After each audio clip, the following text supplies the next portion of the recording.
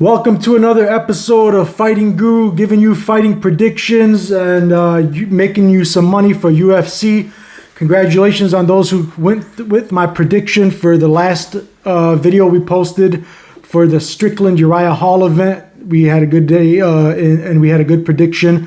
It went according as planned. I told you if they had fought 10 times, 9 or maybe even 10 out of 10 times, it would be a Strickland fight, and it was a complete mismatch when it goes for skill, for MMA, grappling, the BJJ, just the fundamentals.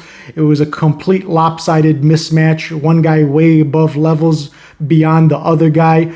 Confidence, a little bit of craziness that you need to be able to, which translates into the same thing as somebody who has confidence. When you're crazy, you lack fear, and that gives you the same type of that gives you the same results as confidence, which is important in any fight because it comes with confidence. It's related to being able to handle pressure, which is important because with being bad at pressure is how you make mistakes, and this is a game of inches. First, or one who makes the most mistakes, or sometimes the first one to make the first mistakes is the guy who's going to be costing himself the fight.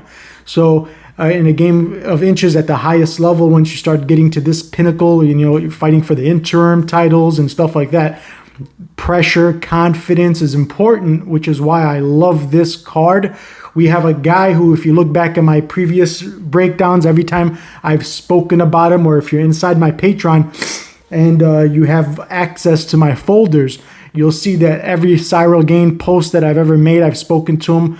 I've spoken about him as a guy who's very different, very special, unique skill sets, movements, fundamentals, sound, reflexes is top notch.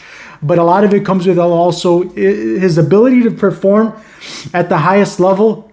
Pop, no mistakes, and that's comes from his undefeated. I love undefeated fighters because they automatically have that thing. They haven't been broken yet. They have that highest level of confidence, which it makes the difference. Sometimes even being the less experienced fighter or the less skilled fighter, and it can help you prevail in a fight, like the AJ McKee fight, perfect example. That mystique, the Anderson Silva type of mystique, where he had the fighters and his opponents were frozen from the beginning of the fight. They were just so in awe of the mystique surrounding his, persona, his gimmick, his reputation, and that type of gimmick and reputation, it's meant in every fighter, real fighter, trainers, anybody that has ever, even in histories, in battlefields and wars, anybody who's been in wars will tell you a lot of it is mental, psychological, how you approach your opponents, and the stuff that you're saying prior into the build-up. It can prevent a war. Sometimes we've seen people call bluffs, like when you weren't ready for a war, but you said you had so-and-so and you were prepared, and they didn't know if you were bluffing or not. It could have prevented the war, and you could have won the terms to we've had a lot of fights won before they even started just through psychological warfare. That's a real thing. So it's important to have a fighter undefeated going into a fight is a big advantage. And that's a thing that gets taken away. I myself personally, I can tell you now, I've seen it in the gym. Fighters that were for example, with sets of whether it was the bag, the jump ropes, the stairs, they went when they were undefeated to the gym 6 days a week, working 12 hours a day. After their first loss, 2-3 days a week, working 2-3 hours a day. They didn't even have the motivation anymore. Nonetheless, the work ethic and the confidence, once they've been broken the first time, it changes them a lot. So it's good to have a fighter who's still undefeated. And the experience, a lot of people will say, oh, he's only got 9 fights. He's only 9-0. A lot of people go undefeated in the first few fights. He hasn't even hit the multiple digits. But this is a guy with almost 80 wins in kickboxing. He's in single digits in losses, 6 losses only in kickboxing. But that was in the earlier career. And towards the end of his kickboxing career, this is a guy they were thinking is going to beat and be one of the greatest kickboxers of all time. He had a crazy good winning record and a streak before transitioning into MMA. He was putting away his opponents in devastating fashion, looking good even when it went to the decision scorecards, dominating his fight. So at the end of his kickboxing career, it wasn't even close. The competition, they were comparing him to the levels of like Badar, that guy who's like the, Mayweather of kickboxing. Or what I'm bad with names, if anything about my channel, the names are not my thing. But the guy, Badar, whatever his name is, for kickboxing, he's the main guy for the kickboxers. They were comparing him on that level, saying he's going to be a guy who could possibly go out and defeat him one day. But he started to notice, he works out of a good camp, trains with good MMA fighters. Perfect example of a good MMA fighter in camp that he was training with before the current champion, Francis Ngannou, made a move from his old camp to his new camp, and from his old home to his new home in Vegas. Before that, they were real good friends and training partners. There's a lot of footage still today you can find between two of them sparring. It helps, maybe one day when they've always been known to possibly collide in the future. It was always something that they knew. But, when you heard him in interviews, Gane, they still, until this day, talk nice about each other. There's no bad blood. It's a sport competition. They're not like the smaller guys with the egos and making it personal. To them, it's a sport and it's a competition. They're very respectful. They seem to still like each other. But Gane used to make it apparent that he kind of wouldn't like to go against his own partners, but now he had said it recently in an interview that because they don't train in the same gym anymore and they're not from the same camp, he would have no problem going up against the champ, and he would be actually looking forward to it.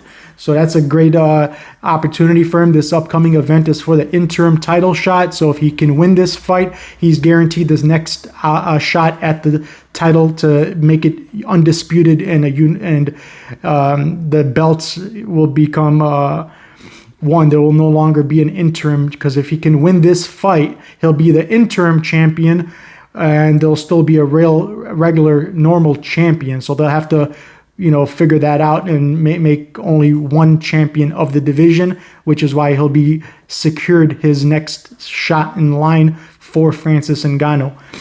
And back to what I was saying, it comes with pressure. Pressure is an important thing against a knockout artist who's made his living and his reputation off of capitalizing on mistakes or vulnerable moments of his opponents when their guards are down or when they make the mistake. Just like I told you in Uriah Hall, I said that the knockout, a lot of people, like I told you, other channels and even former fighters predicting fights like Kenny Florian said it would be a first round Hall TKO. I said Hall doesn't even wake up until the third or fourth round. You won't even start to see him getting any success. So definitely wouldn't be a first round knockout. It'll be a one-sided fight for the first 3 or 4 rounds. If you see any luck on the other side, it'd probably come in the later rounds. Thank you for helping me. The name I was looking for was Badar Hari. Big kickboxing champion, legend of the game. They were comparing him to levels of that sort. He was being talked about as a guy who can go up against Badar. But anyway, so he's got a crazy great record in kickboxing. So the experience is there. And let's not forget his first UFC fight. I don't think anybody stresses this enough. Do you realize how impressive his first win was? His opponent, after getting lit up on the feet, because obviously this guy's a great stand-up fighter, his agility, reflexes, the guy does stuff with his hands down that people don't have success doing when their hands are up. That's how fast he is. That's how good his movement. He's very unorthodox. He's kind of got like he's got a style of his own that's not very very basic, and it's a real special, like unique style of itself, but it's also very basic and fundamental. He does everything properly. He sets everything up. He, like before he landed that big shot on RDA or JDS, I'm sorry, Junior Dos Santos, he's that big elbow that dropped Santos, he didn't just knock him out of nowhere with the big elbow. He set it up with a jab. The thing that opened that big elbow that put him down and got him the fight was a jab. Just a jab. That one jab was good enough to get him to finally have an opponent be vulnerable. So this is a guy who, unlike his opponent who has to wait for mistakes and openings, he creates them. And that's the difference between good fighters and great fighters. They create moments. They don't just wait for them and hope for them. They make them happen using great techniques. So he's got the techniques. He's got the movement. He's got the reflexes. He's got the durability. He doesn't have miles on him. He's not a guy who's been in MMA for 30 years, knocked out 4 times. The miles are still new. He's got a good durability. He's got great stamina. He can keep the endurance for 5 rounds. The agility, the reflexes. He's great at rolling with the punches. So even if something connects, it's not going to be flush. He's never really just sitting there. You can tell even when he didn't see a shot coming, just a second before it landed, he recognized it was there and was able to make the movements he needed to not make that shot land flush. So that ability, that in itself is a huge advantage and plus in this fight. But the other thing, like I was saying, if you put him in the position that in the first round, for example, Curtis Blades was having that major success against Derrick Lewis, if you switch those guys up, if you put Curtis Blades in place, or if you put Ciryl Gane in place of Curtis Blades and had those same moments, because Blades was looking for that 1-2, step back, get away. Even when he hurt Lewis, there was a couple of moments where Lewis just covered up and balled up, and the commentators were saying, but he plays possum, and that could be his way of trying to lure. You could tell that the things that the commentators were saying, which is true, he does play that game where he pretends he's hurt just to lure the opponent in. But if your reflexes, if you're trusting it, if you have the confidence and you have the ability, the reflexes, the defense, movement, the confidence, and knowing that you're prepared for that, you're not going to, those moments that Blades didn't take advantage of, where he stepped back and allowed, whether it was a real hurt or not a real hurt, the referee is not going to, like that perfect example, Kudalaba, the Incredible Hulk, when he pretended like he was dazed, the referee still stopped the fight. Because if it looks like you're beating somebody up and they're not intelligently defending, whether he's playing or not, the judges and the referee both are gonna be looking. It's gonna be looking great on your side. If you don't get the finish, it's gonna look like a much more dominant round. A guy like Blades didn't take advantage of those moments when he had that 1 or 2 shot land. He stepped back, waited to do it again. A guy like Gane is not going to step back. You give him that 1-2, he's coming for the 3-4-5 to put you down. And let's not forget what he said. I was trying to finish saying, I got sidetracked. His first fight, nobody pays attention. Nobody even talks about this. The guy was being attempted to be taken down to the ground by his opponent. What's his opponent? Is a Brazilian guy, Papose, something like that. His first fight in the UFC. This guy is like a Brazilian BJJ black belt. He's like a submission specialist. He was undefeated at this time. Had a lot of hype going in there, but he was known for his submission game. He was like a 16-year BJJ specialist, like known just he would say again. Rafael. Is that what you're talking about? Yes. First UFC fight? Yes, that guy. Yeah, Rafael Pessoa. He's got a great submission game. He's got almost all his wins before that fight were by finish, some by submission, some by knockout. But his main forte, his specialty was this ground game. That was his bread and butter. That was where his main game was, his biggest expertise. He was attempting to take the fight to the ground. He initiated the trip and the takedown. It just got reversed when Yang got his back hit to the ground. He spinned it around. The power, the agility, the techniques. He was able to get the dominant position and within seconds submit this guy. He submitted a black belt trying to take him to the ground. And he did it in his first attempt within seconds after a reversal, a sweeping from his back. That's like, man, I mean, I don't think people really like acknowledge how impressive that is. And then the second fight, this is a guy who's still new to MMA, to get a heel hook. That's the kind of stuff that people do like when they're down in the fight and desperate. This guy was dominating the fight from start to finish and still looked for the finish. And again, you switch him, pay attention to his fights, his killer instincts when he has an opponent hurt. JDS, perfect example. The jab, after he covered up, he saw, oh, well, now he won't see an elbow coming. So he went from hurting him with a jab to finishing him with an elbow. The next thing that followed from the first thing that hurt him was the worst thing in the fight. So again, switch him with Curtis Blades in the Lewis fight and tell me what you think would have happened in the first round when Gane hurt Lewis and had him covered up and balled up. You think he's going to hesitate? Or do you think he won't know and be prepared for in case that surprise type of, because during those moments of covering up, you're vulnerable. These are 4-ounce gloves. Whatever you think you're covering from, it's not, whether it's a kick, it's a whatever. Pitbull was covering up too. So he deflected that kick by AJ, still knocked him down. In MMA, it's not boxing. You can't really just block shots with your gloves. It's still going to go through, especially a heavyweight fight like this. So yeah, this guy's got experience. He's already tasted gold in his older organizations in Canada. He defended his heavyweight champ strap in the older divisions twice successfully before 2019 when UFC signed him. He already successfully defended a title twice. So he's been like a champion in 2 different organizations. A crazy win streak in kickboxing. His record was impressive and towards the end of it especially.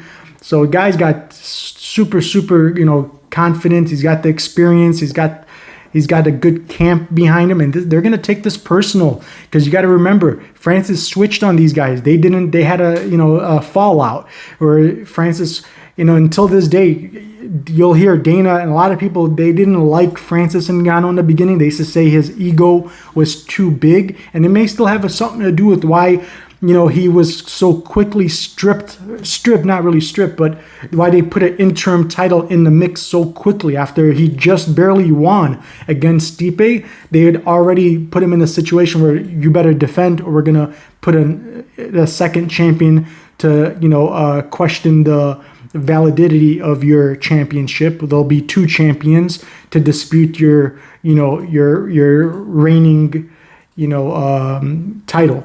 So, that they did that. It could have had a lot to do with their past and their rocky relationship with him in the beginning. Dana used to refer to him as his ego was running wild and he was just too full of himself. So I get it. You're a guy who's, trying to be big and make a name for yourself. So you're supposed to have that. And that's another good thing that makes him so successful is his ego that makes him, confident. And so every fighter needs it, but it messes with his relationship with the company sometimes. So, that's probably one of the reasons why we're seeing this happen, but well deserved for both sides. Francis is a great champion, great fighter. He deserves this. Although many can argue he has a loss against Derrick Lewis, who beat him in a very boring decision, which that fight showed his fear of getting hit. He does not like getting hit. And, he didn't, and you've seen the same look Uriah Hall had after the first round in the Strickland fight. In the first Stipe fight with Francis, you could see after the first round, Francis was defeated. He gave up on himself. That's why Stipe had no trouble for the remainder of the fight. He was able to dominate him and bully him. He was defeated, and that's a scary thing. When a guy's been broke once, they're usually still broke somewhere, and they're usually masking it or covering it with a flashier ego or something like that, So, we know that Francis is showing, may not be 100. It could have a little bit of a poker face behind it, but a guy that size and big in nature against anybody, he's got to feel somewhat of a advantage. Look how he fought against his win against the same opponent. They had, for example, let's compare this fight. When they both went against Jairzinho Rozenstruik, whatever his name is, Gane put up a clinic, and he never even showed one sign of fear. He just, the guy's not flashy. He's not in this for the, like, if you listen to his interviews, he wants to be known as the greatest. He wants to stay undefeated. Those are his goals. He's not looking for like fame and clout and, all this attention. So he's not trying to showboat and, so it keeps him safe in his fights. He doesn't deter. And that's one of the things his coaches, I noticed, say a lot about him. A lot of his sparring partners and coaches say, if you tell this guy what the game plan is, you can never have to worry about him deterring from it. He's going to stick with the plan and never fall from it and never deviate from it and never forget it. So he's a guy who listens well, very coachable, very easily trained. And that was the problem, and that's why it's going to be personal. This camp has a kind of vendetta against Francis, who had a disagreement with them about training practices and regiments that he wasn't agreeing with them about, that they thought that he should be doing and he didn't think that he should be doing. So they had a disagreement, which led to him later changing. So this is a personal thing for them. They want to show that, look, you left us, but we are still better than where you are. So this is an important fight for them. They're working very hard on their undefeated pupil, harder than ever. Their camp is really, really high level. Where he's from, they're the AKA of France. So he's at the highest level of training from where he has access to training. So he's doing everything correctly. The guy's got, again, the patience. He's got the IQ. He's got the heart. He doesn't seem afraid of exchanges, doesn't cover up, he rolls with the punches. That's what makes him not eat the punches as badly as a lot of people take the strikes. He takes them much better than your normal person because he's able to look and see them coming much better than your normal person who's covered up or hiding from it, or just naturally reflexes or reaction to punches is to cover up or shy away from it. So it's a good thing. Some people, that's something you can't teach. It's something you got to be born with. So he's a naturally born good, made for fighting type of a student of the art. So it's a good, again, guy should be a bigger. I said this about him last time. Another one of the things I said is, if you could build a perfect heavyweight fighter in a video game, if you could customize a fighter with ground game, wrestling,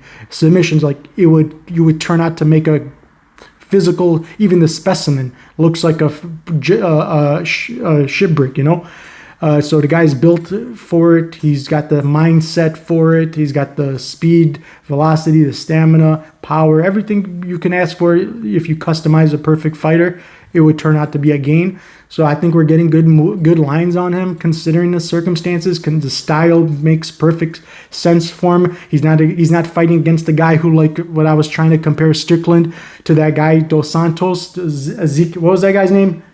Zaleskius Dos Santos, who got the knockout against Strickland. I said it took him 2 rounds almost to set it up. He was manipulating the combination. He was throwing fake combinations just to make him think that something was going to be coming instead of something else. And that's how that perfect first attempt of throwing a spinning back kick, heel kick, it was perfect timing and precision striking. Eliseu Zaleski dos Santos. Say again? Eliseu Zaleski dos Santos.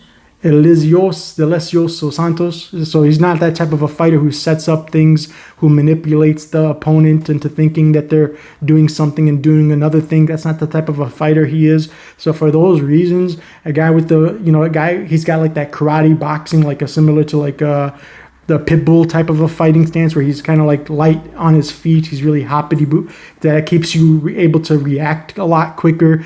You can throw underhooks, but he's not fighting against a wrestler.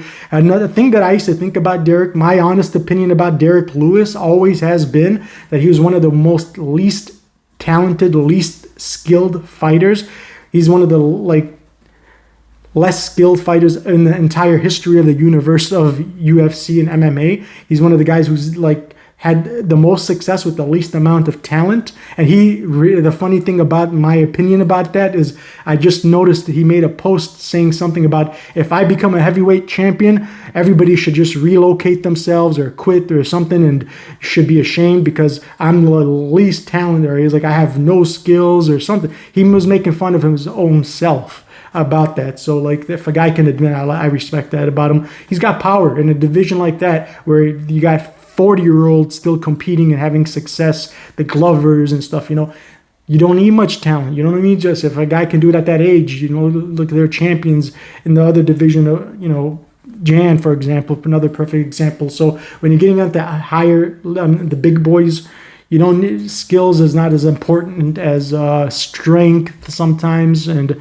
durability. But when you have both, it's a great thing, man. So I said it last time. I said that even against a guy like Alexander Volkov, another mutual opponent, when Derrick Lewis fought, the different. I was the last time I compared the mutual opponent. I was talking about Francis and what was it? We were talking about Jairzinho, I think, with Francis. But Francis got that win. I was trying to compare it with Ciryl Gane.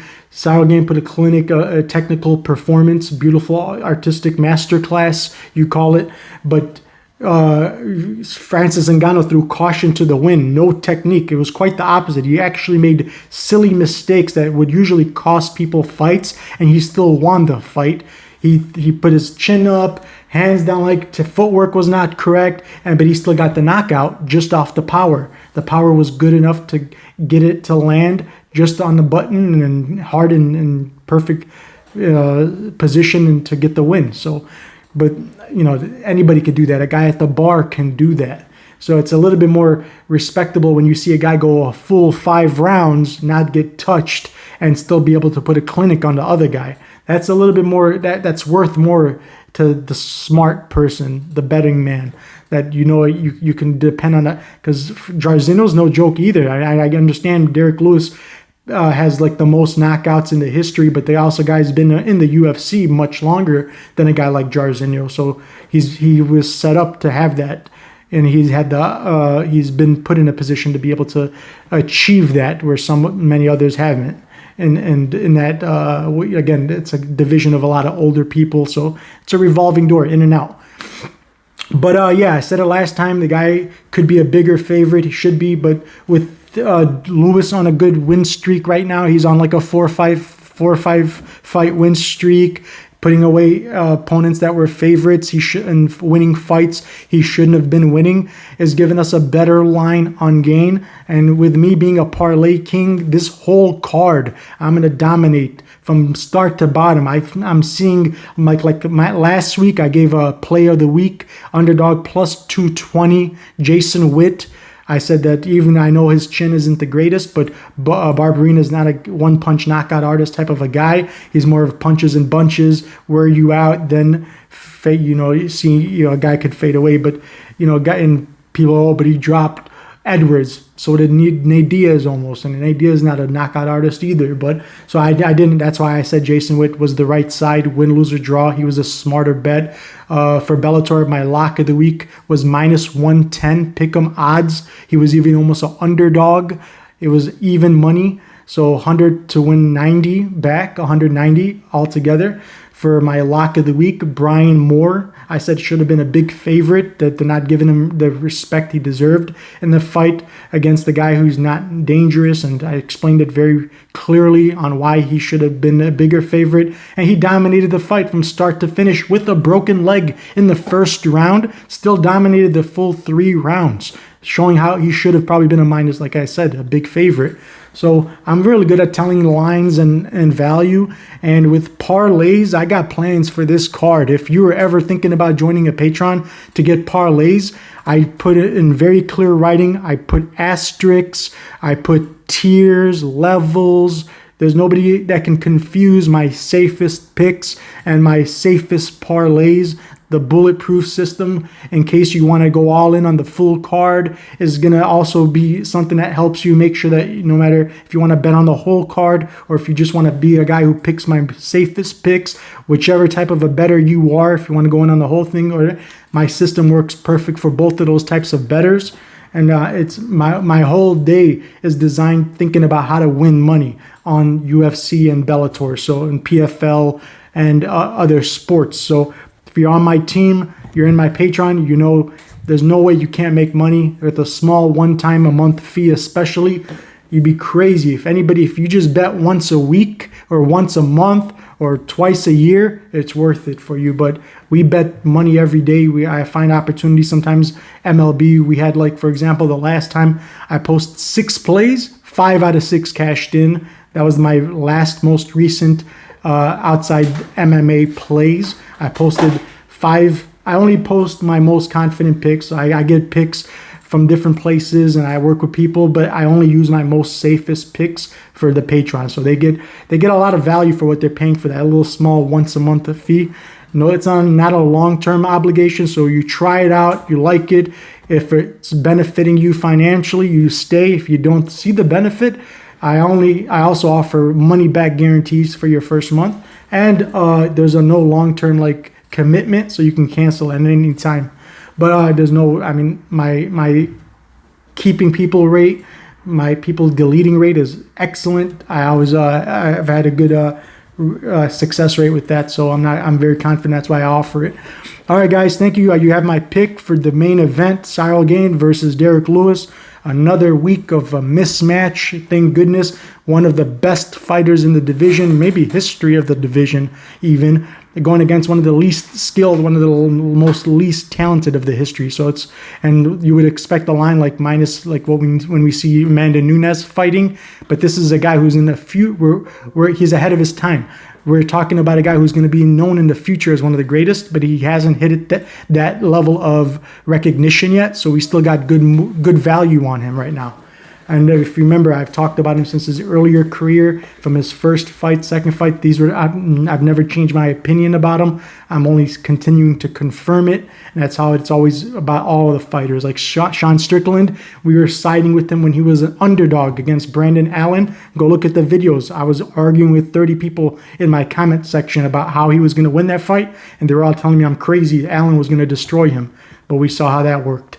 All right, guys, thank you for your time. Hit the like, hit the subscribe. Check out the Patreon. Link is in the description. And leave a comment. Helps the algorithm, and it shows appreciation for my content. Free videos, free help, making money for you guys. Hopefully you can show appreciation. Leave a comment and hit the like button. Thank you, guys. Good luck on the upcoming card, and hope you make some money. See you in the next video.